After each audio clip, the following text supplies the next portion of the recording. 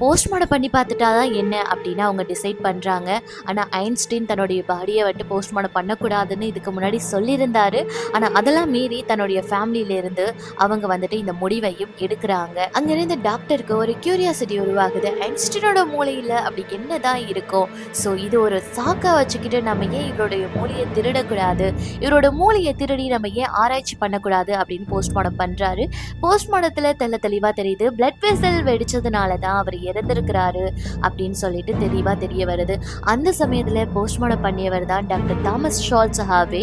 அவர் Einstein பாடியை examine பண்ணும்போது ஒரு கியூரியாசிட்டி அவருக்குள்ள உருவாச்சு இல்லையா, இந்த உலகத்தையே மாற்றிய ஒரு மனிதனோட மூளை எப்படி இருந்திருக்கும், அதில் என்ன ஸ்பெஷல் இருக்கும், அவரோட பிரெயினோட வெயிட் எவ்வளவு, இந்த கேள்விகளோட டாக்டர் ஹார்வே ஐன்ஸ்டீன் மூளையை பாடியில இருந்து எடுக்கிறாரு. முதல்ல அந்த பிரெயினோட வெயிட் என்ன இருக்கும் அப்படின்னு அதை கணிக்க நினைக்கிறாரு.